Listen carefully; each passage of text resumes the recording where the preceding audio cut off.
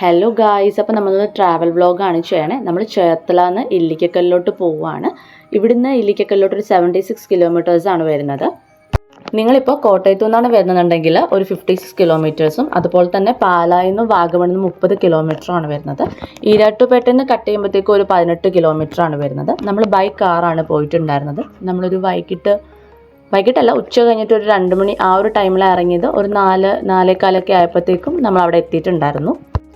വീട്ടിൽ നിന്ന് ഇറങ്ങിയ ടൈമിൽ നമ്മൾ ഊണ് കഴിച്ചിട്ട് ഇറങ്ങി. പിന്നെ ഇടയ്ക്കൊന്നും കഴിച്ചിട്ടുണ്ടായിരുന്നില്ല. അപ്പോൾ അവിടെ എത്തിയപ്പോഴേക്കും ജസ്റ്റ് ഓരോ ചായ പറഞ്ഞു. അതുപോലെ തന്നെ ബണ്ണൊക്കെ അവൈലബിൾ ആയിരുന്നു കേട്ടോ. അവിടെ ഈ ബൗണ്ടിയുടെ ടേസ്റ്റിൽ വരുന്ന ഒരു ടൈപ്പ് കേക്കാണോ ബണ്ണാണോ എന്താണെന്ന് എനിക്കറിയത്തില്ല. പക്ഷെ അത് പേഴ്സണലി എനിക്ക് ഭയങ്കര ഇഷ്ടപ്പെട്ടു. ഞാൻ അത് കഴിച്ചിട്ടുണ്ടായിരുന്നു, ചായ കുടിച്ചു. ആരും അതുപോലെ തന്നെ നോർമൽ ഒരു ബണ്ണും ചായയൊക്കെ കഴിച്ചു. കസിൻസൊക്കെ ഉണ്ട്, മിച്ചുണ്ടായിരുന്നില്ല. നമുക്ക് എന്തെങ്കിലും കഴിക്കുകയൊക്കെ ചെയ്യണമെന്നുണ്ടെങ്കിൽ, ലൈറ്റായിട്ടൊക്കെ എന്തെങ്കിലും കഴിക്കണമെന്നുണ്ടെങ്കിൽ ഇവിടെ ഈ പാർക്കിംഗ് സെക്ഷനിൽ നമുക്ക് 1-2 ഷോപ്സ് അവൈലബിൾ ആണ്. പിന്നെ അത് കഴിഞ്ഞിട്ടുണ്ടെങ്കിൽ നമ്മളൊരു 1 കിലോമീറ്റർ മേളിൽ ചെന്ന് കഴിഞ്ഞിട്ട് പിന്നെ ഷോപ്സ് ഉള്ളൂ.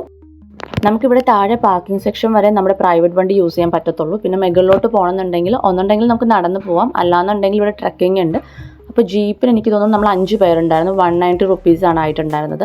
അല്ലാണ്ട് നമുക്ക് ചെക്ക് പോസ്റ്റിലെ എൻട്രി ഫീ എന്തോ പെർ ഹെഡ് 20 റുപ്പീസ് എന്തോ ആയിരുന്നു. അത് കസ്റ്റമർ ടിക്കറ്റ് എടുത്ത് എനിക്ക് ഓർമ്മയില്ല. നമ്മൾ ചെന്ന ടൈമിൽ സർവീസിനവിടെ 3 ജീപ്പ് ഉണ്ടായിരുന്നു. അപ്പോൾ അത് വരാൻ വേണ്ടിയിട്ട് നമ്മൾ വെയിറ്റ് ചെയ്യുന്നു. ആ ഒരു ടൈമിൽ നമ്മൾ കുറച്ച് ഷോർട്സ് ഒക്കെ എടുക്കാമെന്ന് വിചാരിച്ചിട്ട് അങ്ങനെ അവിടെയൊക്കെ നടന്നു.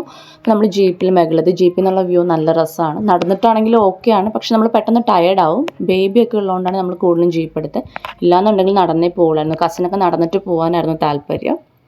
നമ്മൾ താഴേന്ന് ഹെയർ പിൻ കയറി ഒരു ബേസ് ലൊക്കേഷനിലെത്തും. അവിടം വരെ നമുക്ക് ജീപ്പ് സർവീസ് അവൈലബിൾ ആയിട്ടുള്ളൂ. അത് കഴിഞ്ഞ് കുറച്ച് റഫ് ആയിട്ടുള്ള ഏരിയ ആണ്. അപ്പോൾ നമ്മൾ നടന്ന് പോകാനേ പറ്റുള്ളൂ, ജീപ്പ് സർവീസ് അവൈലബിൾ അല്ല.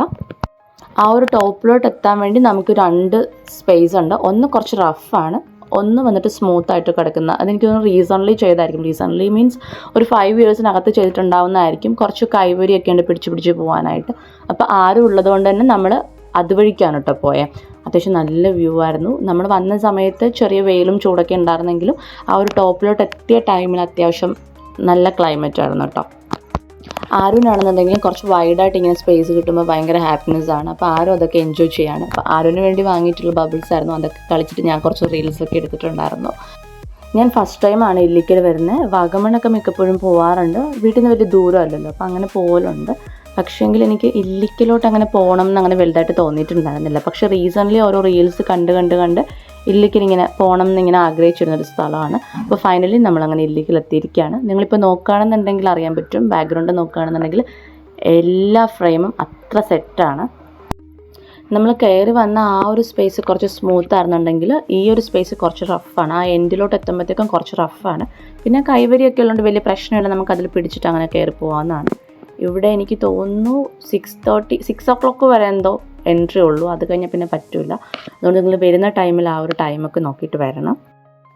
ആരുവാണെന്നുണ്ടെങ്കിൽ സൂപ്പർ എക്സൈറ്റഡ് ആയിട്ട് ആ വ്യൂസൊക്കെ ഇങ്ങനെ കണ്ടു നിൽക്കുകയാണ്. എനിക്കും പേഴ്സണലി ഭയങ്കര ഇഷ്ടപ്പെടും. ടോപ്പിൽ നിന്നുള്ള വ്യൂ അത്ര നല്ല വ്യൂ ആണ്.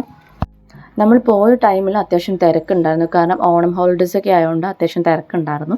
അതുകൊണ്ട് തന്നെ നമുക്ക് ഒറ്റയ്ക്ക് നമുക്കൊരു ഫ്രെയിം കിട്ടുകയെന്ന് വെച്ചിട്ടുണ്ടെങ്കിൽ ആ ടോപ്പിൽ കുറച്ച് ബുദ്ധിമുട്ടായിരുന്നു. അല്ലാണ്ട് ഓക്കെ ആയിരുന്നു, കുഴപ്പമുണ്ടായിരുന്നില്ല. നമ്മുടെ തിരക്കില്ലാത്ത ദിവസങ്ങൾ നോക്കി പോകാൻ വേണ്ടിയിട്ട് ശ്രമിക്കുക.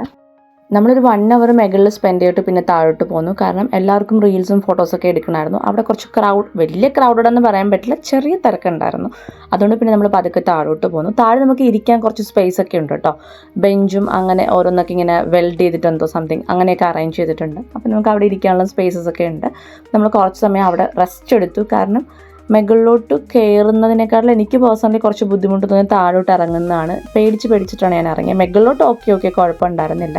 നമ്മൾ കുറച്ച് സമയം റെസ്റ്റൊക്കെ എടുത്തിട്ട് പിന്നെ പതുക്കെ താഴോട്ട് ഇറങ്ങി. നിങ്ങൾക്ക് ഇപ്പോൾ കാണുന്ന ഈ ഒരു സ്പേസ് അത്ര വലിയ റഫായിട്ട് തോന്നില്ല. കാരണം റഫായിട്ടുള്ള സ്പേസിൽ നമ്മൾ വീഡിയോസ് അങ്ങനെ എടുത്തിട്ടുണ്ടായിരുന്നില്ല. കാരണം ബുദ്ധിമുട്ടായിരുന്നു. നമ്മൾ കെയർ ചെയ്താൽ കുറച്ച് മുകളിലോട്ട് കയറി. ഇപ്പോൾ ഫോണൊക്കെ കയ്യിലെടുത്തിട്ട് റിസ്ക് എടുക്കണ്ടെന്ന് വിചാരിച്ചിട്ട് ഫോണൊന്നും അങ്ങനെ എടുത്തിട്ടുണ്ടായിരുന്നില്ല. നമ്മൾ താഴോട്ട് ഇറങ്ങി വരുന്ന ടൈമിൽ ഒരു സൺസെറ്റ് വൈബായിരുന്നു. നമ്മൾ അപ്പോൾ ആ വൈബൊക്കെ പിടിച്ച് അങ്ങനെ നിൽക്കായിരുന്നു. ഒരു 10 to 15 minutes നമ്മൾക്ക് ജീപ്പിന് വേണ്ടി വെയിറ്റ് ചെയ്യേണ്ടി വന്നു. കാരണം ആ ഇറങ്ങുന്ന ടൈം ആയതുകൊണ്ട് അത്യാവശ്യം നല്ല തിരക്കുണ്ടായിരുന്നു. നമ്മൾ മുകളിലോട്ട് കൊണ്ടുപോകുന്ന ജീപ്പ് തന്നെയാണ് നമ്മൾ പിക്ക് ചെയ്യാനും വരുന്നത്. നമ്മൾ 2 സൈഡാണ് 190 റുപ്പീസ് ആയിട്ടുണ്ടായിരുന്നത്. എക്സ്ട്രാ അതിനുവേണ്ടി പേ ചെയ്യേണ്ട ആവശ്യം ഉണ്ടായിരുന്നില്ല. നമ്മളുടെ കൂടെ ബേബി ഉണ്ടായിരുന്നതുകൊണ്ട് തന്നെ നമുക്ക് കുറച്ച് ലിമിറ്റേഷൻസ് ഉണ്ടായിരുന്നു വീഡിയോ ഒക്കെ കവർ ചെയ്യാൻ. പറ്റുന്ന പോലെ എടുത്തു എന്നാണ് ഞാൻ വിശ്വസിക്കുന്നത്. അപ്പോൾ വീഡിയോ ഇഷ്ടപ്പെട്ടാൽ ലൈക്ക് ചെയ്യുക, ഷെയർ ചെയ്യുക, സബ്സ്ക്രൈബ് ചെയ്യുക. മറ്റൊരു വീഡിയോ ആയിട്ട് കാണുന്നവരെ ബൈ.